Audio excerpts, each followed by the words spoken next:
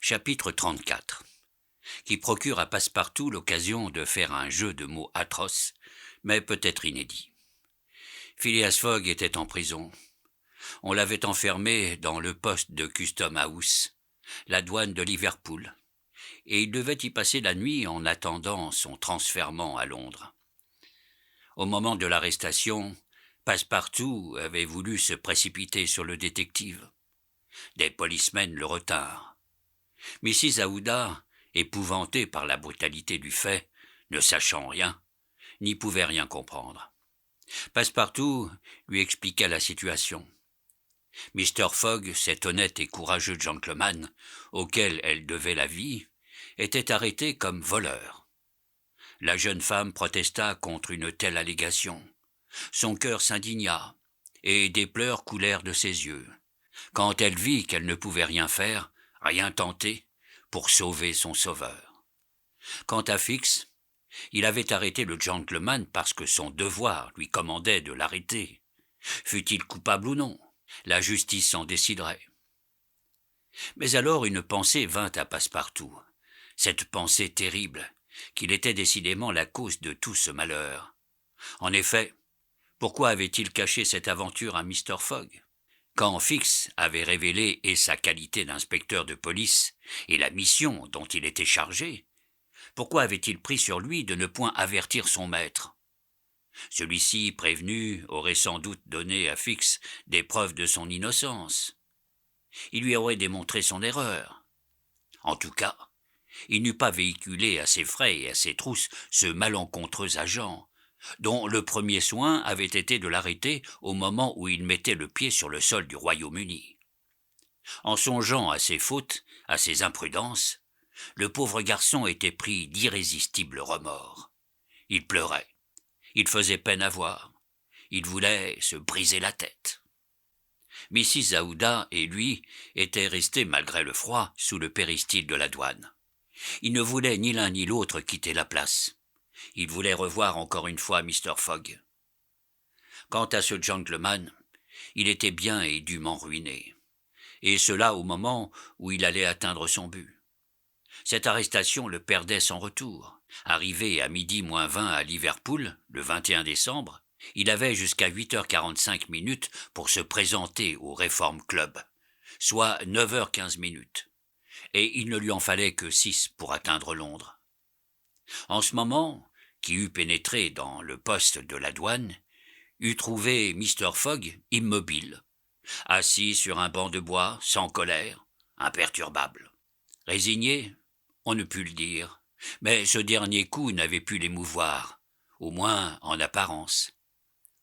S'était-il formé en lui une de ces rages secrètes, terribles parce qu'elles sont continues, et qui n'éclatent qu'au dernier moment avec une force irrésistible ? On ne sait. Mais Phileas Fogg était là, calme, attendant. Quoi ? Conservait-il quelque espoir ? Croyait-il encore au succès, quand la porte de cette prison était fermée sur lui ? Quoi qu'il en soit, Mr. Fogg avait soigneusement posé sa montre sur une table, et il en regardait les aiguilles marcher. Pas une parole ne s'échappait de ses lèvres, mais son regard avait une fixité singulière. En tout cas, la situation était terrible, et pour qui ne pouvait lire dans cette conscience, elle se résumait ainsi. Honnête homme, Phileas Fogg était ruiné. Malhonnête homme, il était pris. Eut-il alors la pensée de se sauver ? Songea-t-il à chercher si ce poste présentait une issue praticable ? Pensa-t-il à fuir ? On serait tenté de le croire, car à un certain moment il fit le tour de la chambre. Mais la porte était solidement fermée et la fenêtre garnie de barreaux de fer. Il vint donc se rasseoir, et il tira de son portefeuille l'itinéraire du voyage. Sur la ligne qui portait ces mots, 21 décembre samedi, Liverpool, il ajouta 80e jour, 11h40 du matin, et il attendit. Une heure sonna à l'horloge de Custom House. Mr. Fogg constata que sa montre avançait de 2 minutes sur cette horloge. 2 heures.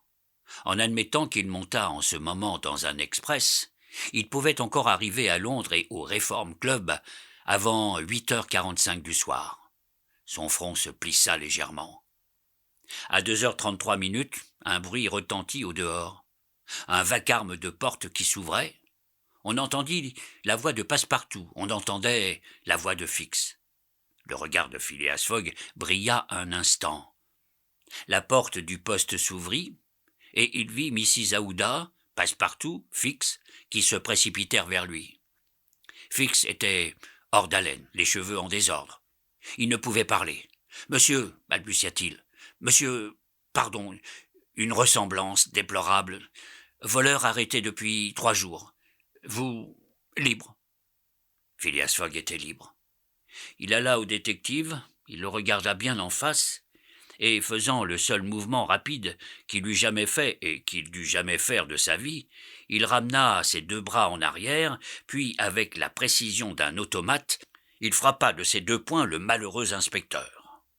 « Bien tapé !» s'écria Passepartout, qui, se permettant un atroce jeu de mots, bien digne d'un Français, ajouta « Pardieu, voilà ce qu'on peut appeler une belle application de points d'Angleterre. » Fix, renversé, ne prononça pas un mot.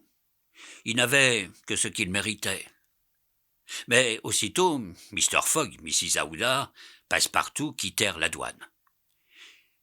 Ils se jetèrent dans une voiture, et en quelques minutes, ils arrivèrent à la gare de Liverpool.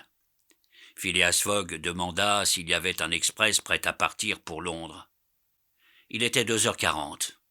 L'express était parti depuis 35 minutes. Phileas Fogg commanda alors un train spécial. Il avait plusieurs locomotives de grande vitesse en pression, mais, attendu les exigences du service, le train spécial ne put quitter la gare avant 3 heures. À 3 heures, Phileas Fogg, après avoir dit quelques mots au mécanicien d'une certaine prime à gagner, filait dans la direction de Londres, en compagnie de la jeune femme et de son fidèle serviteur. Il fallait franchir en 5h30 la distance qui sépare Liverpool de Londres. Chose très faisable, quand la voie est libre sur tout le parcours. Mais il y eut des retards forcés, et quand le gentleman arriva à la gare, 9h moins 10 sonnaient à toutes les horloges de Londres. Phileas Fogg, après avoir accompli ce voyage autour du monde, arrivait avec un retard de 5 minutes. Il avait perdu.